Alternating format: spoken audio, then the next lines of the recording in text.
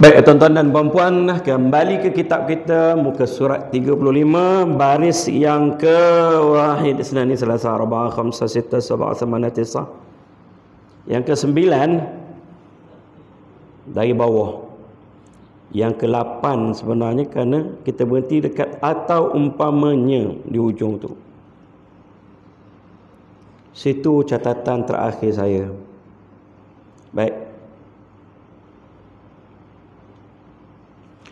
قال المصنف رحمه الله تعالى نفعني وإياكم بعلومه في الدارين. Supaya kita nafi akan hakikat Tuhan yang tersebut itu berdiri kepada zat yang lain daripada zat Allah Ta'ala. Baik. Kita ambil sikit ke atas tu, ketahuilah. Ketahuilah akan hikmat syarak suruh kita berkata dengan dia dan mengucap dengan dia dan berzikir dengan dia. Dia itu maksudnya la ilaha illallah. Serta kita hadir akan makna yang tersebut itu atau umpamanya, dan kita hadirkan dalam hati kita apabila kita ucap la ilaha illallah itu tiada Tuhan yang berhak disembah, yang wajibul wujud, yang semestinya ada, yang wajib ada, yang mana dia tidak memerlukan kepada yang lain, bahkan yang lain itu semuanya perlu kepada dia, melainkan Allah. Tidak ada Tuhan yang berhak disembah, yang wajibul wujud, yang mesti ada, yang mana dia tidak memerlukan kepada yang lain, bahkan yang lain itu memerlukan kepadanya, melainkan Allah. Itulah makna la ilaha illallah. Bila kita sebut itu, kita hadirkan makna begitu. Makna begitu. Paling-paling tidak, tiada Tuhan yang berhak disembah melainkan Allah. Baik. Dan disuruh kita banyak berzikir, banyak menyebut la ilaha illallah ini. Dan ungkapan ini disebut tahlil. Halala yuhallilu tahlilan. Itu yang kita sebut, mari kita bertahlil. Apa makna tahlil? La ilaha illallah. Mana tasbih? Tasbih subhanallah. Tahmid alhamdulillah. Hauqalah la hawla wa la quwwata illa billahil aliyyil azim. Basmalah bismillahirrahmanirrahim. Ta'awuz ataupun isti'azah, a'udzu billahi minasyaitonir rajim. Tu nama-nama bacaan. Ya, kena tahu jugalah, ya. Takut nanti kita tak tahu pula. Saya suruh baca basmalah, dia betulkan. Bukan basmalah ustaz, bismillah. Baca bismillah. Begitu. Basmalah itu nama bacaan pada bismillahirrahmanirrahim. Baik. Maka tahlil. Dah. Kita buat tahlil tu panjangnya baca. Qul huwallahu ahad ada sampai 11 kali baca. Paling tidak 3 kali. Ayat-ayat selawat lagi. Ya, semua itu dipanggil tahlil. Itu dipanggil itlaqul juz'i.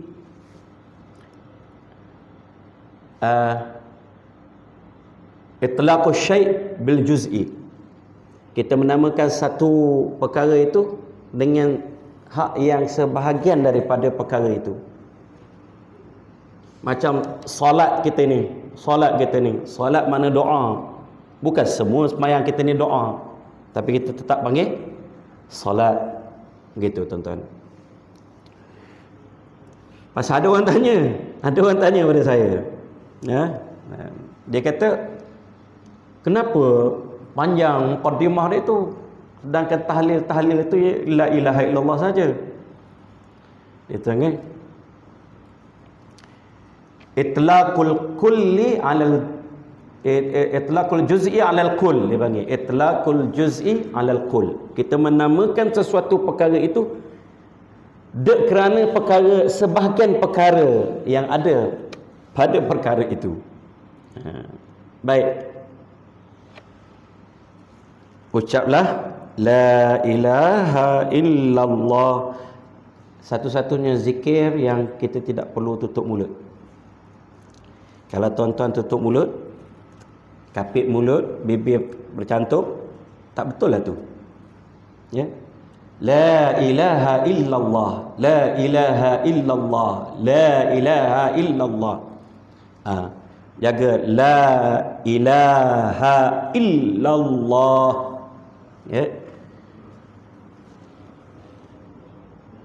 Man kana akhiru kalamihi la ilaha illallah dakhalal jannah. Siapa yang akhir kalam kehidupannya ini la ilaha illallah, dia masuk syurga. La ilaha illallah adalah kunci syurga. Dan sebaik-baik zikir, afdaluz zikri fa'lam annahu la ilaha illallah, la ilaha illallah. Baca elok-elok, bagi tertib. Dan hadikan makna dia. Perbanyakkan zikir ini supaya dia mendarah daging, supaya secara spontannya kita boleh tersebut, boleh menyebut. Namanya mungkin bila kita terkejut, bila tersepak batu ke, akan terpacul di mulut kita la ilaha illallah gitu. Bimbang ke sibuk nak mati saja baru nak ucap la ilaha illallah, takut kelu lidah. Kalau dah ada dalam darah, sebatingan darah ni, kita terkejut la ilaha illallah. Contoh. Baik.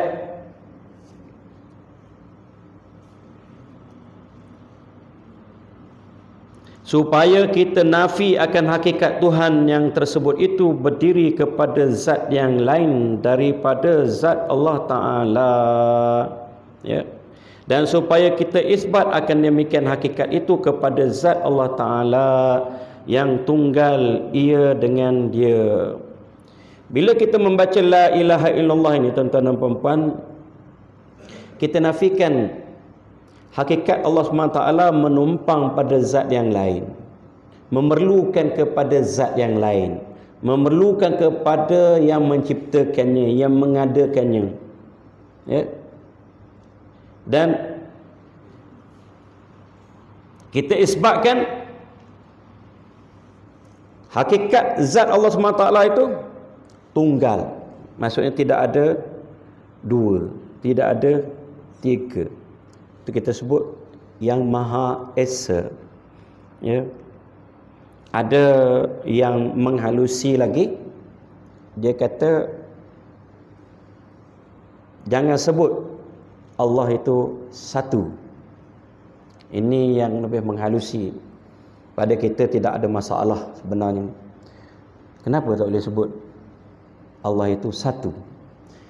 Dia kata kerana satu itu didahului oleh kosong, dan selepasnya ada 2, 3, 4 dan beyond infinity. Nombor tidak akan pernah habis. Bilanglah sampai million, billion, trillion dan seterusnya, tak akan habis. Baik, kalau kita sebut tunggal, ya tunggal. Kalau sebut esa, ya esa. Merujuk kepada satu yang tidak dimulai dan tidak ada akhirnya. Itu yang kita isbatkan pada dalam la ilaha illallah. Dan bermula hakikat Tuhan, tuan-tuan,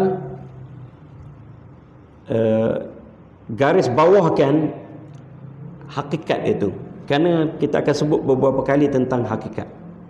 Apa dia hakikat Tuhan? Ya. Kita ni belajar sesuatu yang kita tidak boleh capai dengan indera kita, yang kita tidak boleh lihat dengan mata kepala kita, dengan dengar dengan telinga kita, sentuh dengan tangan. Tetapi kita kena mengenal dia. Jadi bukan mengenal zat, kita mengenal sifat. Kerana zat itu al-ajazu anil idraki idrak. Bila kita belajar, kita tak dapat nak kenal zat Allah Subhanahu Wa Taala itu, itulah sebenarnya sudah mendapat mengenal, sudah mengenal sebenarnya melalui sifat-sifatnya. Maka apabila nanti orang tanya apa hakikat Tuhan,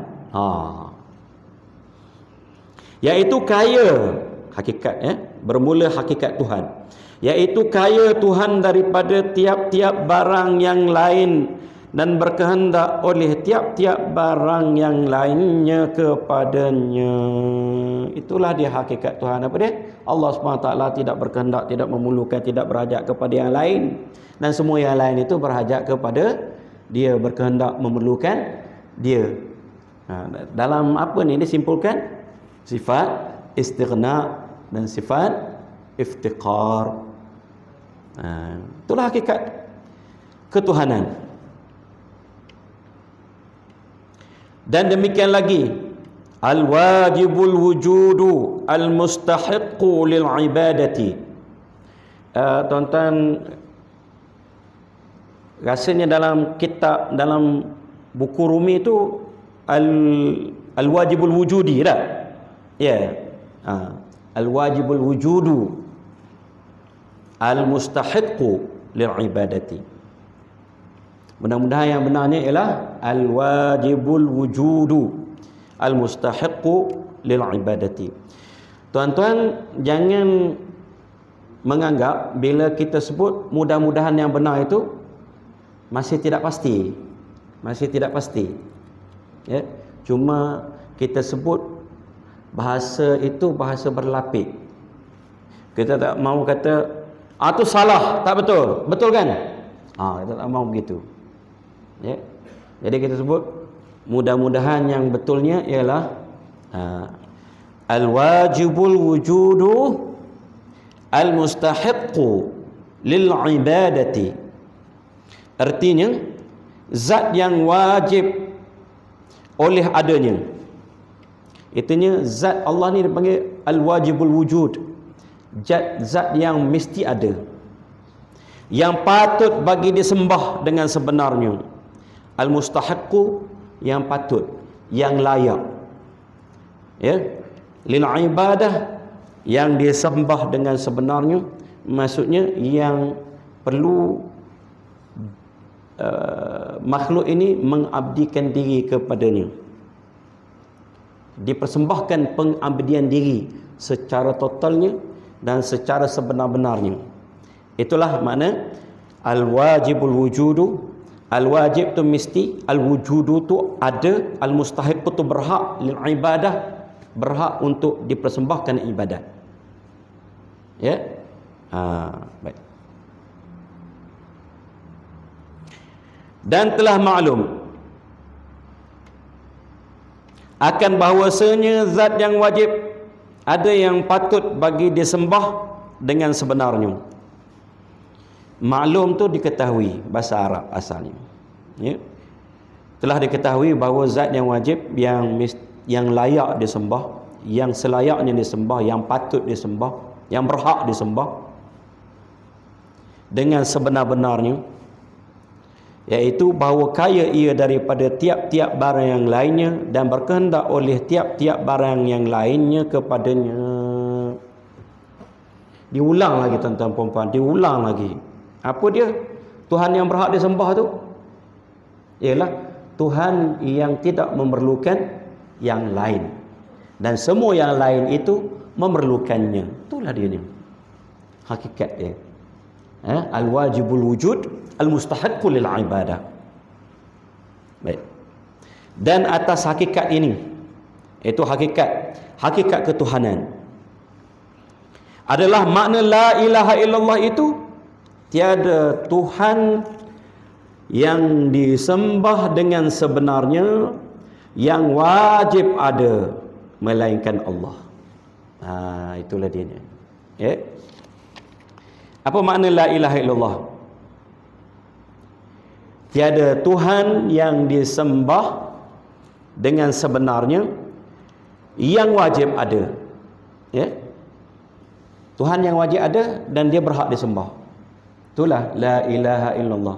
Kita nafikan tidak ada Tuhan yang berhak disembah, yang wajib ada, melainkan hanya Allah. Jadi Tuhan ni tuan-tuan dan puan-puan yang disembah. Disembah itu Tuhan secara bahasa manusianya. Jadi bila disembah itu adalah Tuhan mereka. Mereka mempertuhankannya. Tapi bukan Tuhan yang sebenar. Bukan Tuhan yang hakiki. Tuhan yang berhak disembah hanya Allah. Baik. Ilah itu Tuhan, dia umum. Allah baru dia khas. Itulah Tuhan yang berhak disembah. Artinya yang disembah dengan sebenarnya, yang wajib adanya. Tambih, semuanya diulang sebenarnya ayat-ayat itu untuk pengukuhan. Tetapi kalau kita mengulanginya dengan bahasa yang mungkin klasik, lama dan sebagainya, kita akan jadi sedikit berbolok.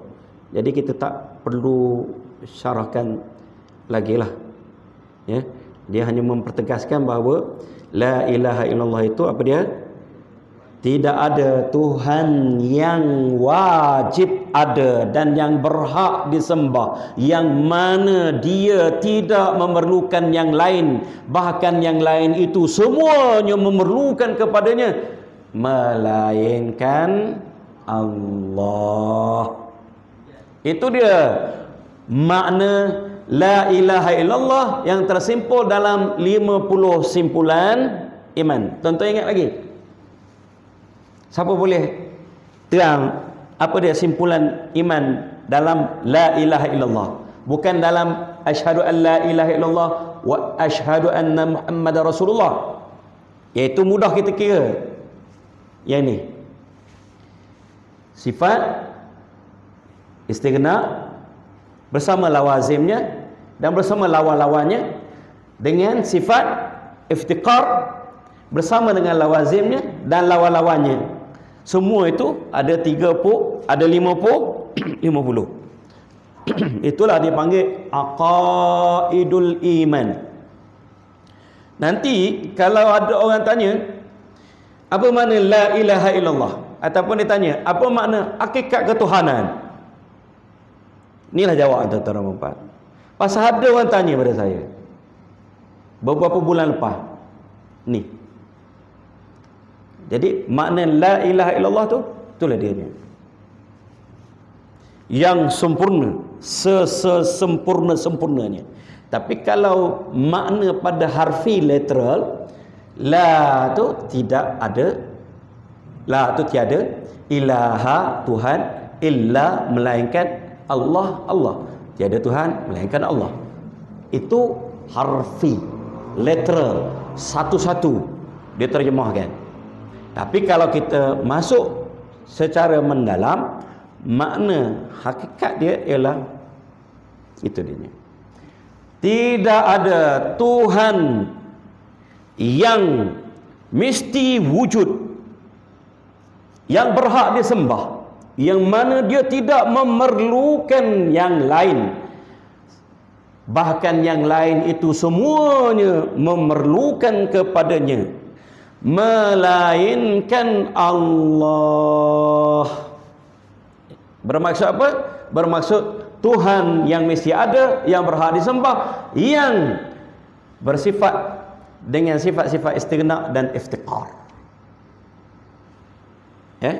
Tuan-tuan dapat dia punya ni? Begitulah.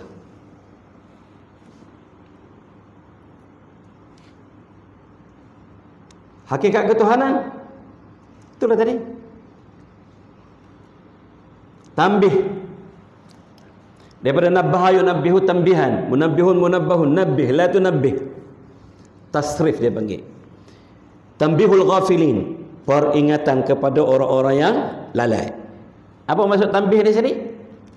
Dia nak bagi tahu. Ingat, ini catatan akhir bab ketuhanan yang penting untuk kita ambil perhatian. Itu maksud tambih di sini. Jadi dalam semuka suku je lagi, insya-Allah kita akan habiskan bab ketuhanan ini, kita akan masuk bab kenabian. Alhamdulillah. Mungkin satu kuliah lagi. Tambih. Apabila engkau ketahui akan hikmat syarak dengan mendatang akan kalimat la ilaha illallah, iaitu menafi akan hakikat ketuhanan itu berdiri kepada zat yang lain daripada zat Allah. Dan ya, apa dia? Makna kalimat la ilaha illallah tadi, hikmat syarak, supaya kita ungkap, kita ucap, kita perbanyakkan menyebut la ilaha illallah ini. La ilaha illallah itu menafi hakikat ketuhanan itu, bahawa Allah Subhanahu Wa Taala itu sebagai Tuhan yang wajibul wujud, yang mesti, yang berhak disembah, yang tidak memerlukan kepada yang lain, dan yang lain itu perlukan kepadanya. Berdiri kepada zat yang lain daripada zat Allah, kita nafi. Ya, kita nafi. Kerana Allah SWT itu tidak memerlukan zat yang lain. Dia dah zat wajibul wujud. Dan mengisbat maksudnya menetapkan akan demikian hakikat itu kepada zat Allah Ta'ala, yakni tiada diperoleh sekali-kali demikian hakikat itu berdiri kepada zat yang lain daripada zat Allah Ta'ala. Dan mengisbatkan bahawa Allah Subhanahu Taala itu dia adalah zat yang wajibul wujud. Dia tidak memerlukan zat yang lain. Dia tidak berdiri pada zat yang lain. Ya? Dan dia tidak memerlukan kepada apa? Kepada yang menciptakan dia, mengadakan dia. Dan dia tidak memerlukan kepada yang menyempurnakan dia.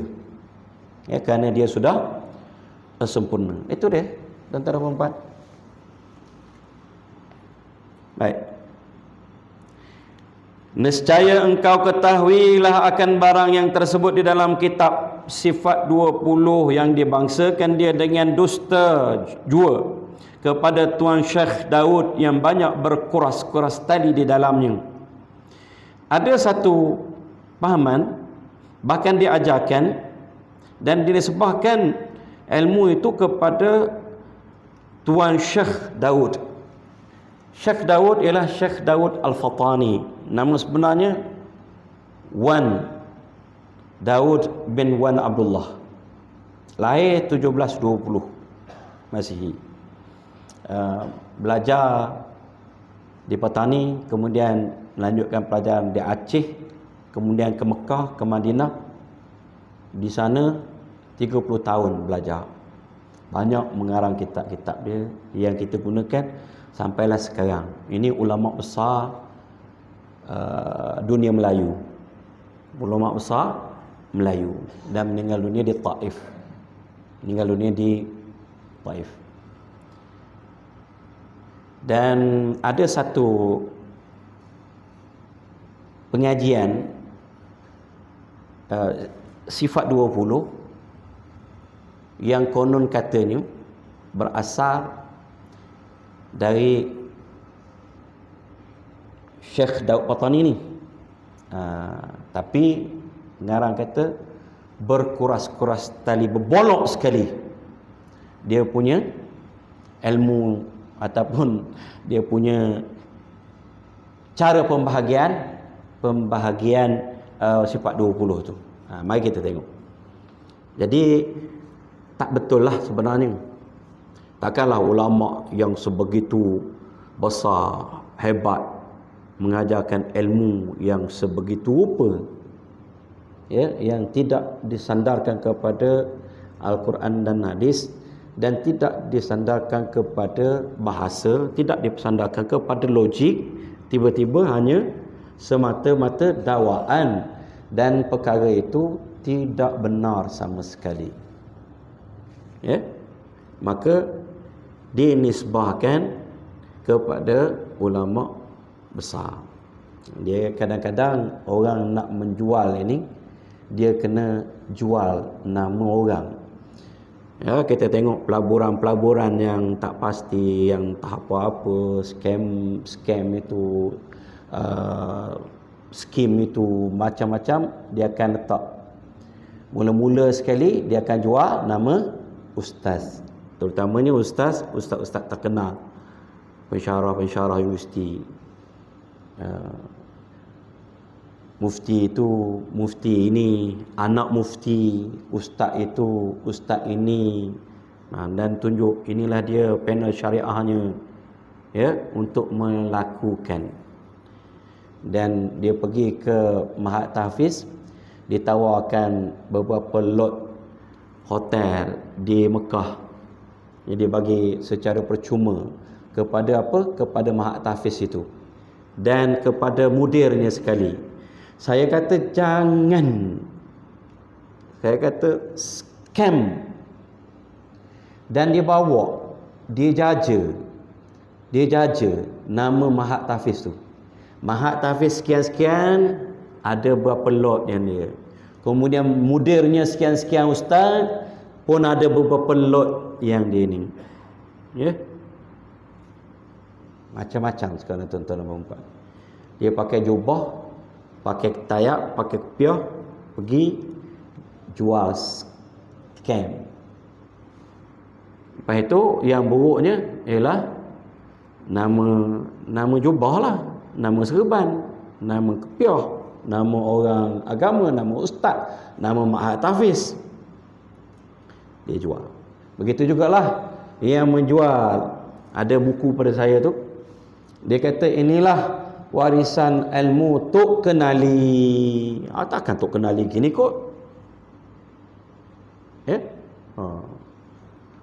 Berkali-kali tulis jangan rujuk buku ini kepada ahli syariat. Dah kalau tak rujuk pada ahli syariat, apa dia? Agama ini adalah syariat. Nabi SAW itu adalah pelaksana kepada syariat yang terbesar, yang terhebat. Tak ada pun sampai akhirnya hilang kewajipan sembahyang. Bahkan Nabi SAW sembahyang sampai bengkok-bengkok kaki. Jadi dijual ajaran Toko Palu, ajaran macam-macam lah. Mak Kilau pun ajaran Mak Kilau. Diserahkan kepada saya untuk dibetulkan nahu musyarahnya, bukan setakat nahu musyarah, perkataan lah, alih lari, makna dan sebagainya, bacaan. Saya kata pada orang yang pegang tu, dia kata jangan amal yang sekali-kali. Kalau amal nanti saya bimbang gila isim. Orang Melayu panggil gila isim. Ising sebenarnya agaknya. Ising tu bahasa Jawa, ising tu gila. Jadi tak betul nanti tu. Itu jual ya. Hati-hati. Dia ada juga kitab-kitab tertentu yang dinisbahkan pada orang-orang tertentu. Dia kata orang itulah yang mengarang, padahal orang itu tak tahu menahu pun. Itu kena rujuk kepada orang yang ada pengetahuan, orang yang pakar. Iaitu dia tentu akan masuk sifat istighna itu pada la ilaha. Dia kata la ilaha illallah. Sifat istighna ada pada la ilaha. Ya. Yang dikatakan dinisbahkan kepada Syekh Daud Fatani tadi. Dan sifat yang melazim iftiqar itu pada illallah. Dia bagi gitu. Memanglah kita sebut ya, memanglah kita sebut dalam la ilaha illallah itu terkandung sifat istighna dan sifat iftiqar. Dalam ringkasannya apa? Allah tidak memerlukan yang lain dan yang lain itu semuanya memerlukan Allah. Itulah sifat iftiqar, sifat istighna dan iftiqar. Tapi dia khususkan. Kat mana dia kata sifat istighna tu? Pada la ilaha. Tu kat situ. Kat mana sifat iftiqar tu? Pada illallah. Sekarang ni masalahnya rujukannya di mana? Nak kita kalau tak ada rujukan daripada misalnya dalil naqal, dalil naqli dan dalil akli pun balalah. Bolehlah bagi kita masuk. Bagi kita, ya, betul. Logik. Betul. Ni tak ada tuan-tuan dan puan. Naqalnya tak ada. Akalnya tak ada. Dia takkan dia begitu pembahagian Syekh Daud Watani. Jadi tak betul lah, sangat tidak betul yang mengatakan bahawa sifat istighnaq tu duduk pada la ilaha dan sifat iftiqar duduk pada illallah. 28 istighnaq, 22 iftiqar. Wallahu a'lam, insyaallah kita sambung lagi pada masa-masa yang akan datang. Wabillahi taufiq wal hidayah. Wassalamualaikum warahmatullahi wabarakatuh. Kita akhiri majlis kita dengan membaca surah Al-Asr dan tasbih kafarah. Bismillahirrahmanirrahim. Wallahu a'lam.